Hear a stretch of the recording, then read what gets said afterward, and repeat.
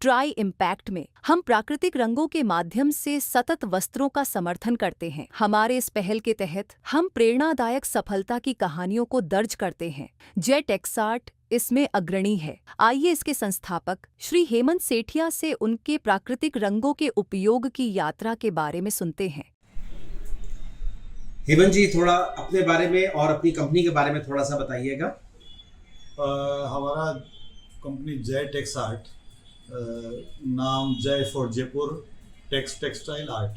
तो ये हमारा जिस दिन हमने कंपनी फॉर्म की थी तभी से ये विजन था कि इसको हमको जयपुर स्पेसिफिक जो ब्लॉक प्रिंटिंग था उसके ऊपर उस क्राफ्ट को एज ए कोर वैल्यूज समझते हुए, कोर प्रोडक्ट समझते हुए हमने इसके ऊपर काम किया। 2001 में हमने स्टार्ट किया था, मैं और मेरे भाई ने मिलकर इसको स्टार्ट किया था। और उस टाइम बगरू में नेचुरल डाइज की ब्लॉक प्रिंटिंग होती थी, पर सिचुएशन बहुत ज़्यादा बढ़िया नहीं थी। क्वालिटी उस टाइम मेन जो सेलिंग पॉइंट था उनका, यूएसपी थी, वो खाली एक प्राइसिंग पे था। हमको लगा कि ये क्राफ्ट के अंदर बहुत कुछ काम हो सकता है, तो हमने इसको ज़्यादा फोकस्ड रखा। सांगानेर में भी काम होता था, पर सांगानेर हमारे लिए थोड़ा कम इम्पोर्टेंट था, बंगलुरु हमारे लिए ज़्यादा इम्पोर्टेंट था। और इसके ऊपर फिर हमने डिफरेंट फैब्रिक्स के ऊपर काम किया, नई डिज़ाइनों पे काम किया, तो हमको अच्छी सक्सेस मिली और ग्रेजुअली हम ग्रो करते गए। अभी हमारे पास में 4 यूनिट्स हैं और लगभग 200 सिटीज़ में हम माल सप्लाई करते हैं और ऑल ओवर इंडिया 13 कंट्रीज़ में माल सप्लाई करते हैं। आपके कौन कौन से रॉ मटेरियल से आप रंग निकालते हैं? नेचुरल डाइज में जो मेन इंग्रेडिएंट्स है वो हरडा हो गया, आयरन हो गया, मडार रूट हो गया, इंडिगो केक्स यूज़ करते हैं हम लोग।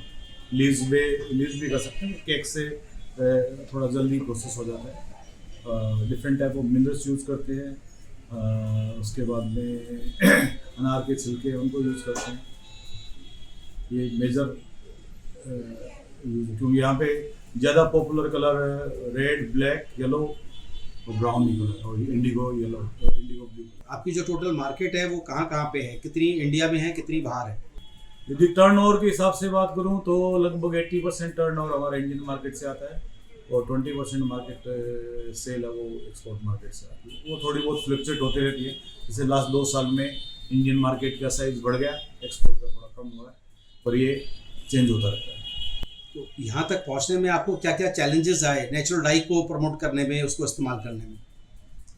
नेचुरल डाइज का सबसे बड़ा चैलेंज है तो regularly quality raw material availability नहीं हो रही है और लोड टू लोड वेरिएशन बहुत ज़्यादा आ रहा है। तो एवरी टाइम हमको कुछ ना कुछ चेक पॉइंट रखने पड़ते हैं, वो एक मेजर इश्यू है। और दूसरा, नेचुरल डाइज में बहुत सारे डिफरेंट कलर्स डेवलप हो सकते हैं, पर यहाँ पे जो 3-4 चीज़ों को छोड़ के दूसरों का रॉ मटेरियल ही अवेलेबल नहीं है। क्योंकि मैं ऐसा समझता हूँ कि ये एक सेगमेंट ऐसा है कि जिसमें बहुत कुछ डेवलपमेंट हो सकता है। खाली टेक्सटाइल अपैरल सेगमेंट में नहीं है, वॉल डेकोर में, पेंटिंग सेगमेंट में बहुत कुछ डेवलप हो सकता है। पर यदि इसमें पूरा अवेलेबिलिटी ऑफ रॉ मटेरियल रहे, डिफरेंट ऑप्शंस जो बुक्स में लिखे हुए हैं, सारे रॉ मटेरियल जो इंडिया में ही कल्टीवेट होते हैं, उसकी अवेलेबिलिटी ईजी हो जाए तो उसके ऊपर काम अच्छा हो सकता है। आपके कुछ प्लान्स हैं ये पेंटिंग और डेकोर की तरफ नेचुरल डाई का इस्तेमाल करने के लिए? हाँ, हमारा ये बहुत स्ट्रांगली मानना है कि नेचुरल डाइज को अपैरल सेगमेंट से और ज़्यादा प्रमोट करके उसको वॉल डेकोर तक लेके जाए, जैसे पेंटिंग्स में यूज़ करें और डिफरेंट वॉल डेकोर के प्रोडक्ट डेवलप करें। तो हम लोग इसके ऊपर काम कर रहे हैं और मेरे को लगता है कि ये जो सेगमेंट है ये बहुत ही सनराइजिंग सेगमेंट है जहाँ पे बहुत कुछ काम किया जा सकता है। उसके अलावा एक सेगमेंट जो हम ऑलरेडी काम कर रहे हैं वो है नेचुरल डाइज के ऊपर वर्कशॉप एंड ट्रेनिंग।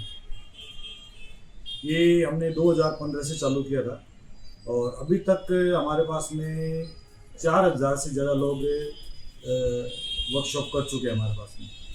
और यदि इसमें जो इंटरेस्ट है उसमें फॉरेनर्स को इंडियन से भी ज़्यादा इंटरेस्ट है।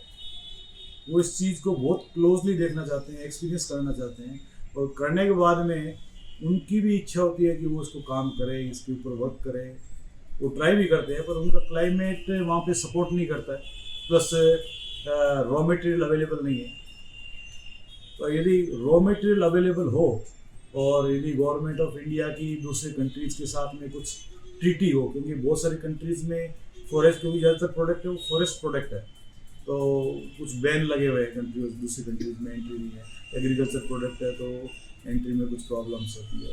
तो ये कुछ as a natural dye separate category develop करके और उसके ऊपर काम किया जाए तो ये एक ऐसा मार्केट है जो बहुत बड़ा हो सकता है। और जो रूट लेवल पे फॉरेस्ट एरिया में, ट्राइबल एरिया में एग्रीकल्चर से जुड़े हुए लोगों की इनकम भी बहुत ज़्यादा बढ़ सकती है, क्योंकि इसकी रेट्स जो कमर्शियल वैल्यू है वो नॉर्मल प्रोड्यूस से बहुत ज़्यादा मिलती है। तो उसके ऊपर बहुत कुछ काम किया जा सकता है। जो लोग इसमें अब घुसना चाहते हैं, नए लोग, और ख़ास तौर से जो नई जनरेशन के लोग हैं, उनके लिए आपका क्या मैसेज होगा? कि एक पैशन है और इसको डेवलप करने में थोड़ा टाइम लगता है। यदि आपको ऐसा एक्सपेक्टेशन रहे कि इमीडिएट एंट्री करो और रेवेन्यू चालू हो जाए तो वो नहीं है। पर हाँ, यदि आप लॉन्ग रन में देखो तो इसमें कोई कंपटीशन नहीं है, आपको कोई चाइनीज़ प्रोडक्ट का कोई रिस्क नहीं है कि वहाँ से आके आपको कॉम्पीट करना पड़ेगा। प्योर इंडियन है और बाहर के लोग इसको जल्दी से कर भी नहीं पाएंगे। ये स्किल भी इंडिया में है, ये प्रोडक्ट भी इंडिया का है, और बाहर से ऐसा समझो कि बाहर से टोटली ही आप प्रोटेक्टेड हो इन इस फील्ड में आप जाते हो। पर हाँ, थोड़ा टाइम जरूर लगेगा। एक बार इसमें आप एंट्री करके थोड़ा इनोवेटिव आइडियाज से काम करो तो मार्केट पूरा खाली पड़ा है, कोई कुछ भी आप कैप्चर कर सकते हो, कोई भी लेवल पे आप पहुंच सकते हो। Thank you so much Hemant ji, thank you.